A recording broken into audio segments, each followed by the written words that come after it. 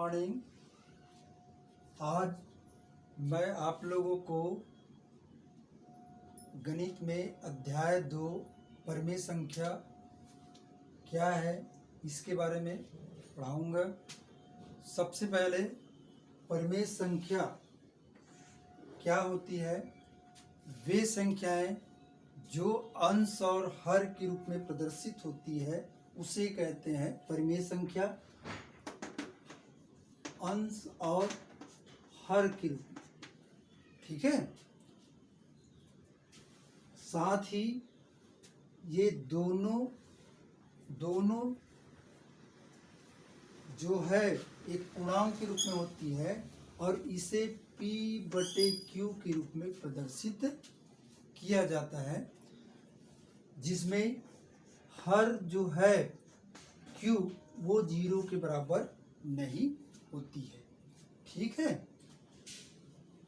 परिमेय संख्या जो धनात्मक पूर्णांक संख्या और ऋणात्मक पूर्णांक संख्या के रूप में होती है, जिसमें धनात्मक पूर्णांक संख्या के रूप में x/y या -x/y के रूप में, तथा ऋणात्मक पूर्णांक संख्या के रूप में जो होती है -x/y या x/-y के रूप में होती है।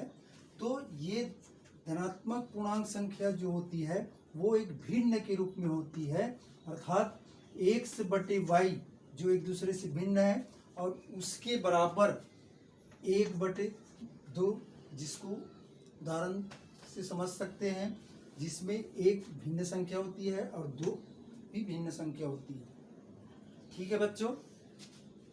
अब देखते हैं प्रश्नावली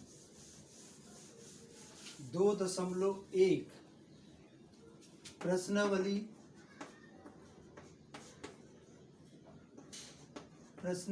2.1 जिसमें परिमेय संख्या ज्ञात कीजिए। प्रश्न 1, परिमेय संख्या ज्ञात कीजिए, ठीक है। परिमेय संख्या ज्ञात कीजिए। दिया है प्रश्न में 4/1 ऋण 3/7 और -27/27 24/0 और ऋण 3/5, ठीक है। तो इसमें परिमेय संख्या कौन सा है ये हमें ज्ञात करनी है। तो परिमेय संख्या के रूप में जिसे किससे प्रदर्शित करते हैं, P/Q के रूप में, जिसमें P अंश और Q हर होता है। तो 4/1 ऋण 3/7 ऋण 27/1 के रूप में, और ये 24 को 0 से भाग देंगे तो 0 हो जाता है, अतः वो परिमेय संख्या के रूप में नहीं होगा। और ऋण 3/5 ये संख्या जो होती है वो परिमेय संख्या के रूप में होती है, ठीक है बच्चों। उसी प्रकार प्रश्न क्रमांक 2 जिसमें परिमेय संख्या ज्ञात करनी है।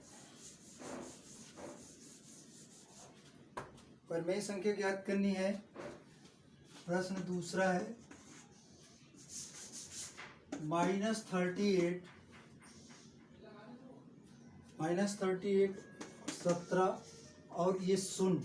तो इसमें परिमेय संख्या के रूप में 38/1 17/1 और 0/1 के रूप में। तो ये जो है वो परिमेय संख्या के रूप में अर्थात P/Q के रूप में प्रदर्शित होता है, ठीक है। तो बच्चों आज हम यहीं तक पढ़ते हैं, आगे का जो सवाल है वो नेक्स्ट वीडियो में बताया जाएगा। थैंक यू बेटा।